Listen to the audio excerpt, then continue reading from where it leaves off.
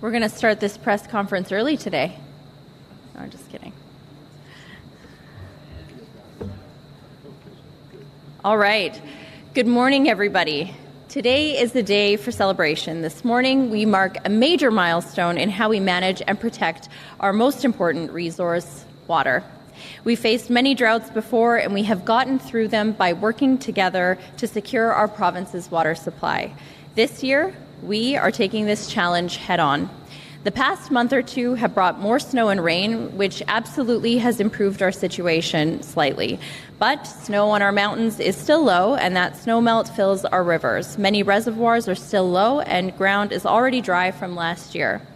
If we have a hot, dry spring, we still could see severe droughts in parts of our province. But here's the thing about Albertans, that we are resilient. We don't just sit back and wait for things to happen. We all do our part. And today's announcement is absolutely proof of that.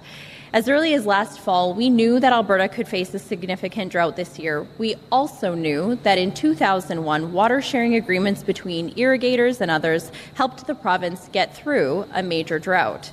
That is why we launched the new water sharing discussions in February of this year. We knew these agreements were the most effective tool available to conserve water and, of course, to make every drop count. But our province has grown a lot since 2001. To truly prepare, we knew that we needed to go bigger, and that's really why this year's discussions were the largest in Alberta's history. Irrigation districts, industry, communities, and many others participated. First Nations and non-governmental organizations also joined the conversations. I'm proud to announce that as a result of this hard work, 4 new memorandums of understanding have been developed for the Bow River Basin, the Red Deer River Basin, the Oldman River Basin, and the upper tributaries of the Oldman River Basin. The biggest and oldest water license users in each basin came together to voluntarily agree to reduce the water use if severe drought conditions do in fact develop this summer. These agreements, they didn't come together overnight. They represent countless hours of negotiation, compromises, and a shared belief that Albertans are better off working together in a potential time of water scarcity. The key is that we base these agreements again on water levels that were last seen in 2001. We now forecast to have more water available this year, so these agreements will only be implemented or activated if they are needed, and they will be regularly adjusted as drought conditions change. These agreements are designed to be proactive, agile, and flexible enough to be adjusted in real time as we see conditions change. Specific commitments are laid out in each one of the MOUs, which are designed for the water users in that specific area. However, generally speaking, municipalities in these basins have agreed to voluntarily reduce their water consumption by 5 to 10%. The exact amount will vary by community and, of course, on drought conditions as they change. Industries are also stepping up, committing to use the absolute minimum amount of water needed to maintain safe, reliable operations and find innovative ways to conserve water. And irrigation districts, whose members rely on water for their livelihoods, have agreed to use less and put others first. They will let municipalities, First Nations, industry, and other water users receive their water, and irrigation districts will divide up the remaining supply for growing crops and feeding livestock. If it sounds complicated, that is absolutely because it is. Water is used by many people in many different ways, pulling from many different points within our system. Starting in May, we will evaluate and update the actual water use and conservation measures that users take every 2 weeks, so that we're adjusting water based on how much is actually available at any given time. As water levels drop, so will consumption. As they rise, so will the amount that can be used. Of course, our work is not done. We'll implement and adjust these agreements as needed throughout the summer. We're also reaching out to the smaller or junior water licensees not participating in these specific water sharing agreements, including private irrigators and smaller municipalities. We will be strongly encouraging them to decrease their water use and implement reduction measures. Our staff will directly be engaging with water users, especially across southern Alberta, to identify practical ways to save water. We will also be releasing our drought emergency response plan next week, and we will be making more practical changes to reduce red tape so all people on this stage behind me can respond to changing conditions this summer as well. These agreements are landmark achievements. Thanks to these new forward-looking water sharing agreements, communities will have the water they need to drink, to ensure we're protecting human health, to fight wildfires as well, and farmers and ranchers are assured a fair share to help feed our province, and businesses will continue to keep our economy growing. Today, we've done more than simply manage water. We have modeled the spirit of collaboration that makes Alberta strong. Because of these agreements, we stand better prepared for whatever the future may bring, knowing that we did this together. And all of that, of course, is due to the generosity, commitment, and leadership of all of the folks behind me. Our province owes them a sincere debt of gratitude. As Minister of Environment and Protected Areas, as well as an Albertan, I also want to say thank you. Thank you to every single person behind me and everyone else who signed on as part of these MOUs. By working to develop these water sharing agreements, you've absolutely demonstrated that leadership, dedication, and community spirit that makes our province great. This is definitely not the first drought that we have faced here in Alberta, and it won't be the last, but the agreements that we have reached and that we're releasing today will be the model that is used for years to come. Thank you very much, everybody, for being here, and I'd now like to ask Alex to say a few words.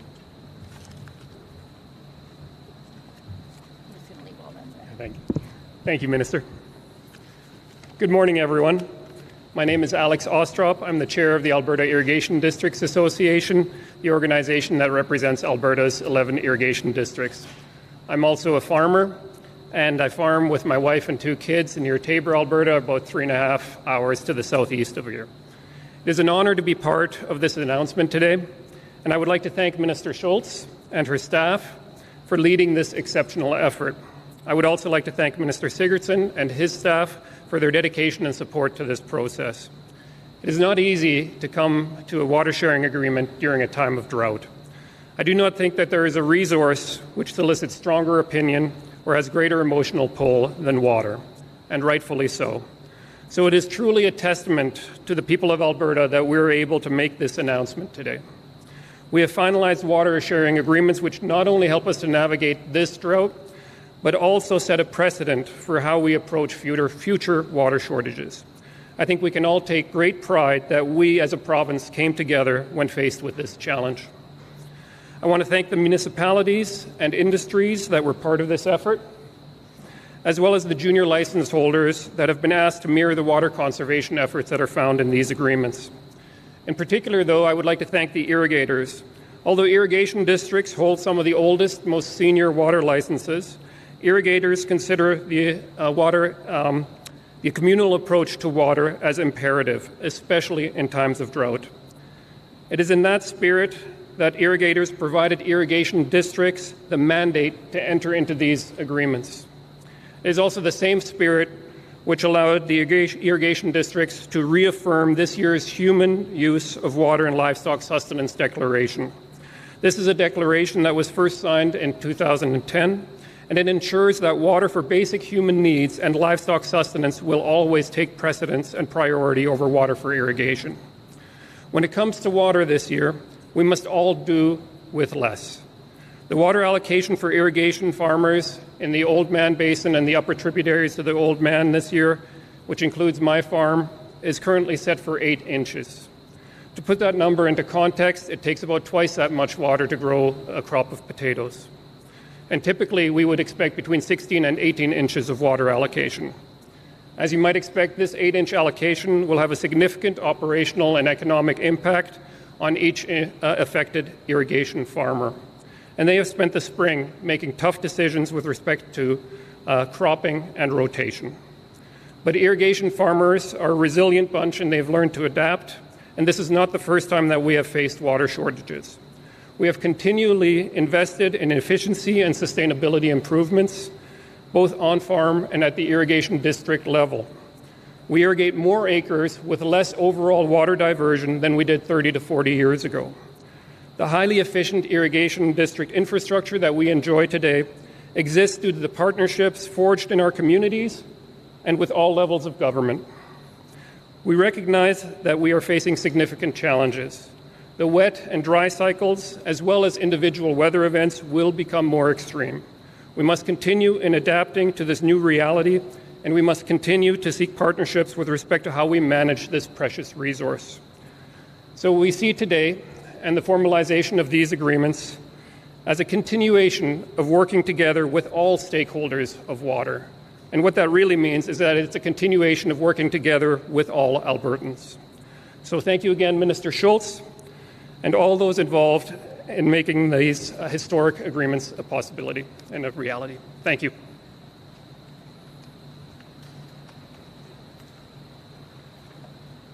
Well, good morning, everyone. It is a pleasure to be here today. My name is Randy Taylor. I'm the chair of Mayors and Reeves Southwest and the Reeve of the County of Warner. It has been my honor to participate in these discussions representing the Southwest Mayors and Reeves again in the county.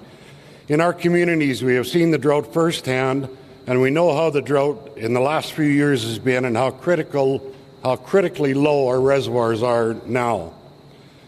We participated in these discussions because water impacts everyone, and we knew that all sides needed to come together. I did not know what to expect going in, but however, I can't say enough about these discussions and everyone who participated in the process.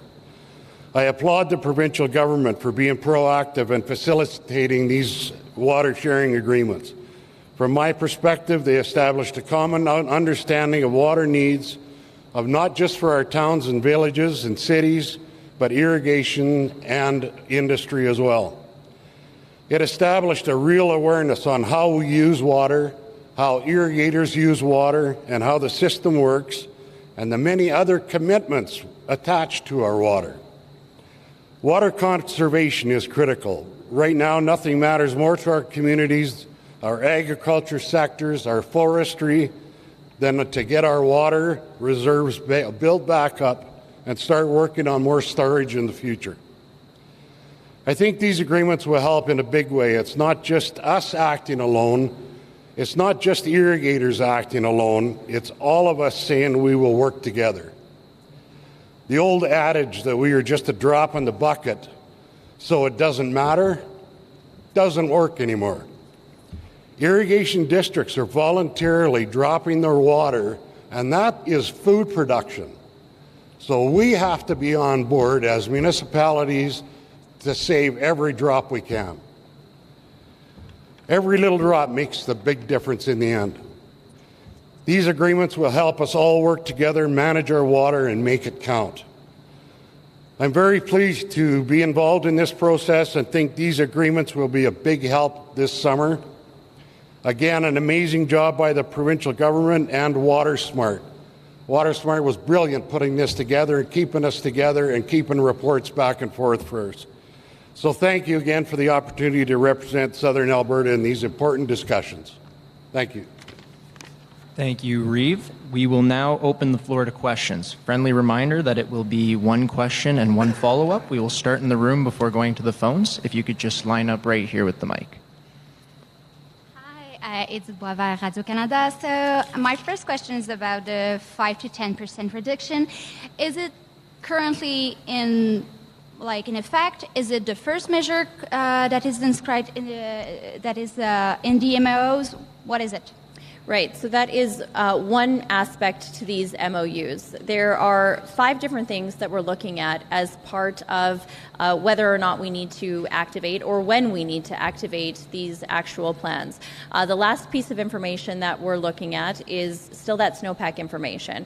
We won't have that until the last week of April, and so once we have that piece of information, pairing that with the information we're getting from irrigation districts, with river flows, with the levels of water that we're seeing in our reservoirs, we'll be able to decide whether or not we actually need to put those agreements into place, whether to activate them. So the agreements are in place, but it's those factors that are going to determine whether or not we actually have to step them into high gear. Then we will be meeting every 2 weeks so that we are able to be flexible and responsive to the water levels that we're seeing, and we can take action from there. So the 5 to 10% reduction, of course, largely being for municipalities, but we're also asking those industrial users to use the minimum amount of water that is required to operate and to keep safe. But it's currently in effect or not? The MOUs are currently into effect. No, the 5 but to 10. You know what? It is not right now. It has not been activated yet. However, I would say that some municipalities have already put that into place, being proactive and wanting to essentially conserve more water for users downstream, which, of course, we encourage and would applaud those efforts. Okay, so that would be the first step you would take. And can you give us an example of a second measure that are Municipalities in the MOUs, and those MOUs are absolutely available as of right now online so that you can look through all of the details. But again, we could do that in one specific area. We wouldn't have to move forward with all 4 of the areas. That's going to depend on the snowpack levels that we see at the end of April, and then we'll work with all of the users to adjust as we go forward. Thank you. Hannah Said with City News. Just wondering if the province is in talks with the City of Calgary regarding their drought announcement as well, because that's later today, because obviously Alberta's situation does affect the City of Calgary too. So are you guys in talk with the city with their plan as well? Are you aware of their plans? Yes, absolutely. And, I would say, we have representatives from the City of Calgary here today. Myself and Minister McIver will be meeting with the mayor, I believe, in the coming days. We, again, applaud municipalities for coming forward to put water conservation measures in place. Again, the municipality is in the best position to work with their residents and their businesses on how best they can conserve water in their communities. And so that might look different from community to community. But of course, being a large and one of the larger water licensees in Alberta, I really applaud the City of Calgary's efforts on this front. One thing that has come up in newsrooms is outdoor water restrictions were implemented last year in Calgary. This year, what everyone is thinking about is indoor water restrictions. Does the province has any say on that in regards to the City of Calgary? Right now, that's not something that we're mandating or we're requesting municipalities to look at. But it is, pointing to last year, that's exactly why we wanted to be proactive this year. It's why we reached out to municipalities back in December to ask them to look at their water consumption levels, what they could perhaps do to encourage conservation with their residents. I think what we're going to see, of course, coming forward is a lot of outdoor water guidance or restrictions. Again, they might look different from community to community, and that's exactly because each community is in the best position to make those decisions for their residents.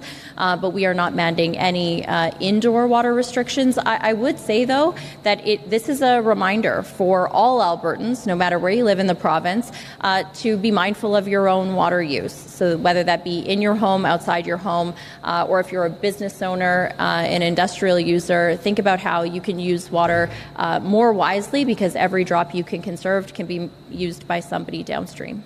Right. Thank you so much.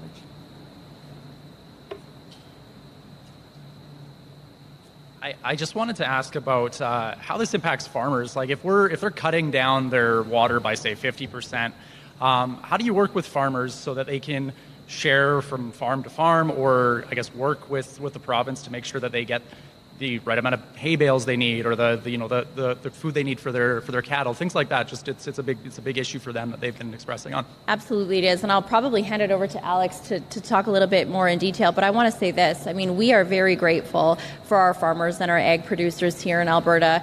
We know that when we look at our water allocations, ag and irrigation makes up almost half of our water allocations here in Alberta, and that's why it's so important that we have them here today, and why they have been such an integral part of these discussions. And, I think you heard in Alex's opening remarks today that the farming and agricultural practices and irrigation practices that we're using now are a lot different than they were 30 or 40 years ago. And they are looking at ways where they can conserve and, again, make every drop count. We know that drought can have a significant economic impact on farmers and producers as well. And so we're grateful that they've been at the table to make sure that their voices are heard and that we're doing this in a way that works for them. Thank you, Minister, and thank you for that excellent question. Yeah, so that really can be broken down perhaps into short-term, medium-term, and long-term implications. The short-term implication is that we have, especially in the far south of the province, had to adjust our crop mix. Those high value-added crops, which have done so well in bringing investment to this part of the province, if you're looking at processing facilities and really value-added components of this economy and in the food economy, those are the priority because those are our high value crops. So what we're seeing is that we're reallocating water on farm from grains to potatoes, to sugar beets, to corn. As a result, there will be a higher proportion of, let's call it, low water requirement crops in the mix, such as grain, and those crops, unfortunately, will have to be shorted this year. So we're not expecting the yields that we normally see on the farm because irrigation is 8 times more productive than dry land south of Calgary here. But the focus has to be on keeping that value-adding processing pipeline full. So less yield on grains in order to allow those higher value crops to flourish even in this environment. But yes, it definitely has had an impact, and many hard decisions have been made. In the medium term, it will continue to, encourage investment in water savings. So, we've picked a lot of the low-hanging fruit. We've moved from flood irrigation to low-pressure pivots, but there is more that technology can provide, GPS nozzles and so forth, where each nozzle waters independently. But really, in the long term, what we have to do, and it's been mentioned by my friend from Warner here, we have to invest in more storage because there is a climate change adaptation strategy here that needs to be considered. We will have more severe weather events. We will have faster snow melts. And we have to be able to capture that water when it comes so that we can take the pressure off the natural flows later in the summer. So storage is an absolute key. Thank you. I guess my other question was just, so this is the first negotiation with major water licensees since 2001, right? Why did it take so long to have this conversation again? I know you haven't been in power for 20 years, but I just wanted to talk about kind of the elephant in the room. Why have we not been discussing this for the last 2 decades? Yeah. I think what we're seeing is these conversations were really sparked about how to prevent us from getting to a stage 5 water emergency. And so right now we're in stage 4 still. And, I know a couple of months ago there were some folks in the media saying, why have we not declared an emergency yet? Because we're not in an emergency situation, because we're fortunate enough to have water users in Alberta who are willing to come together to say, look, there is a way that we could take less water and make sure that there is enough water in the system for all users. However, I would say that to echo Alex's comments, absolutely, we have to have a bigger conversation about how we can maximize the water resources that we do have in Alberta.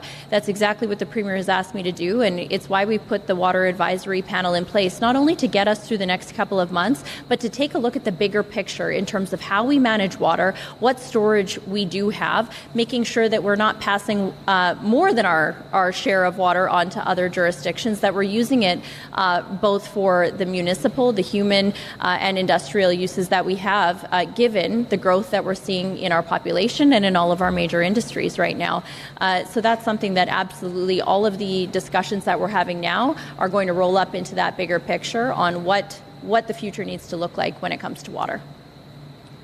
Seeing no more questions in the room, we will now move to the phones. Sean Polzer, Western Standard. Oh, hello. Thanks for taking my question. When you're talking about more storage, what exactly does that look like? Are we talking about dams? Are we talking about diversion projects? Or are we talking about, storage? What are they, cisterns? And do you have an idea of what exactly would be needed and how much it would cost?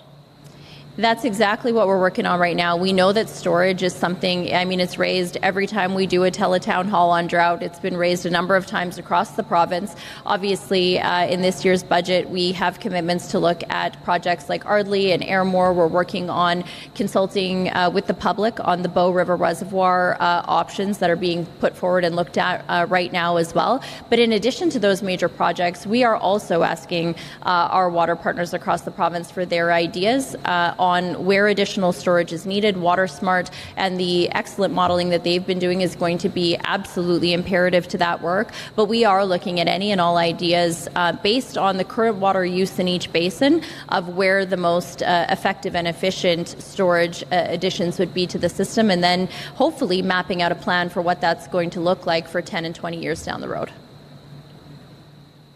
Okay, yeah, that was going to be the second part was what kind of timelines are we talking about? Like, we're talking, are these generational timelines, or are they, things like you say that can be done within, say, a decade or? I can tell you this. I've asked the department a number of times just how quickly we can move up the timelines on all of these major projects. I can see them laughing at me right now. But you know what? It is something that, quite frankly, I think has taken a little bit too long on some of those bigger projects. I mean, taking 10 years, if there's a way that we can shorten those timelines, given the situation that we find ourselves in and the need for adaptation infrastructure, I think we need to look at that. However, there is absolutely still a requirement, obviously, for First Nations consultation, for community consultation. That's in our legislation when it comes to water. And so we want to be mindful of managing public expectations or legislative expectations, but then also saying, how do we move forward quickly and practically on these solutions to really set us up for whatever we may see in the future, whether that be flood or drought. Operator, you can put through the next caller. Jeff Malpire, Alberta Farmer Express. Hi there. My question is for Alex. I'm wondering, how will these agreements impact the planned expansion of irrigation in the special areas of Alberta?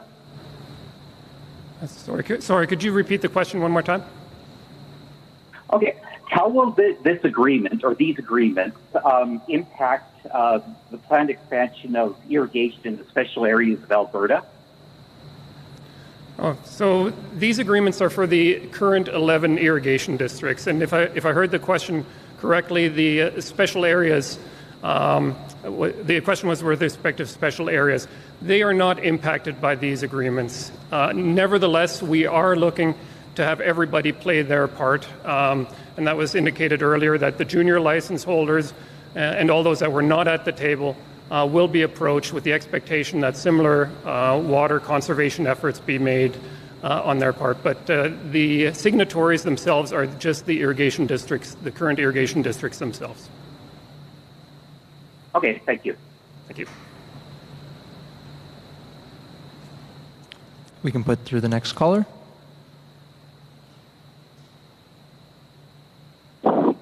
Tyler Dawson, National Post. Morning. I'm just wondering, this is for the minister, if you have a sense of what, or an estimate, I should say, on what the economic impact of this rearrangement might be, or the economic impact the drought could have on Alberta this summer. Are there any projections on that front? I would just say it's a little bit early to tell right now until we have that snowpack information that's going to come at the end of April, and we know whether or not we need to activate these MOUs. It's going to be a little bit challenging, but of course we do work on that, especially with agriculture and irrigation, on the economic impacts to our ag industry. And so I would say more information to come on that in the coming weeks and months. Great. And my follow-up, because I know that stage 5 includes significant stress on the health of the aquatic environment. What is the status of the health of, animals that live in water at this point as you're looking at making these agreements? You know, things are actually looking okay right now. These agreements also take into account the minimum amount of flows that we need to ensure to protect our aquatic species. And so that's absolutely something that's been taken into consideration. I would also say there might be a little bit more information on that next week when we roll out our drought emergency response plan in terms of what it would take or what it would look like for Cabinet to actually declare a stage 5 emergency, and how we would then prioritize water uses in each region as a result of that. So more to come on that next week. But right now, you know, I would say that's, first of all, one of our top priorities and absolutely one of the considerations that we look at. But again, things are looking a little better in a number of areas. We're still pretty concerned about the Oldman River Basin. And of course, I'm also hearing concerns about some of the water levels in northern Alberta, specifically north of Edmonton as well. So we're going to continue to work with each region and recognize that each region is unique and the challenges are unique based on the different water users in those areas. That's all the time we have today and concludes this morning's announcement. Thank you, everyone, and have a great day. Oh. Sure. Behind this.